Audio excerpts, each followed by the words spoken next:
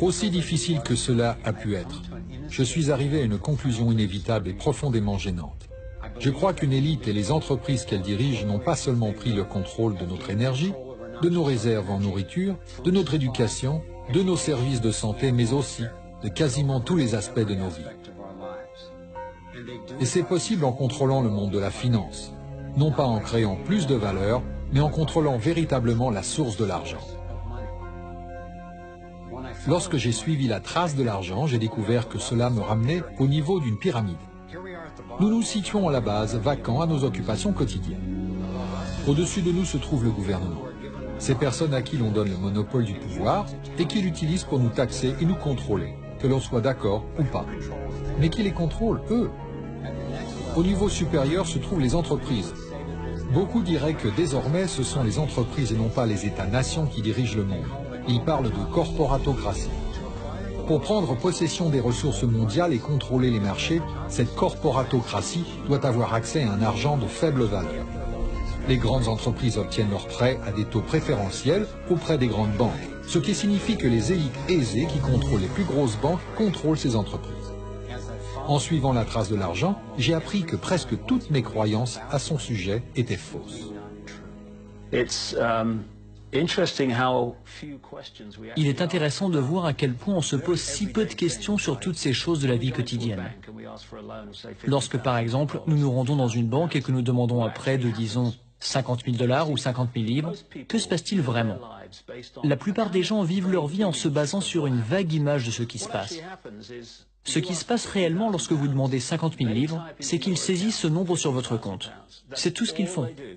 Ils ne frappent pas de pièces, ils n'impriment pas de billets, ils ne déplacent pas de métal précieux, ils mettent seulement la somme de 50 000 livres sur votre compte à partir d'un écran d'ordinateur.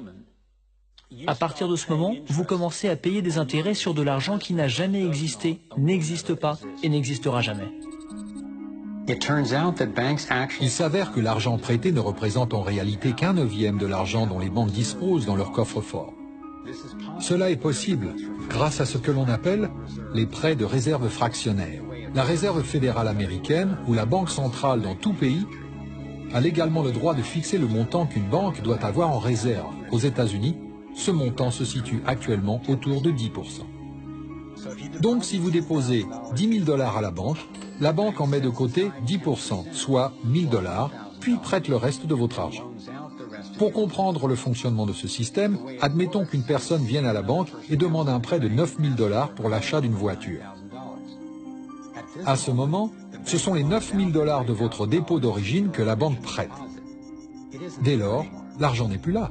L'emprunteur paie ensuite le vendeur de la voiture et l'argent est déposé dans une autre banque qui fait partie du même système bancaire central. Ces 9 000 $ sont traités comme un nouveau dépôt et le processus continue. L'argent est à nouveau déposé et prêté jusqu'à ce que le dépôt initial de 10 000 $ se transforme en une somme de 100 000 $. Le système bancaire a simplement créé 90 000 $ en prêtant votre argent. Apparemment, cela a débuté avec les orfèvres du XVIIe siècle, lorsque la monnaie d'échange était l'or. L'or était lourd à porter.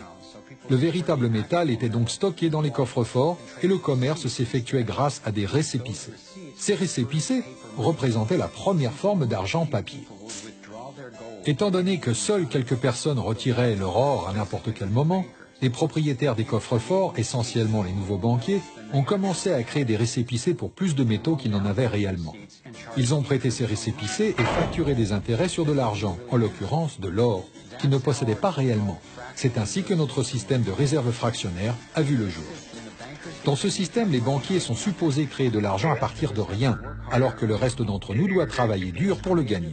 Cela a engendré une forme moderne de servitude, dans laquelle la masse de la société travaille désormais pour s'acquitter de ses dettes auprès des banques.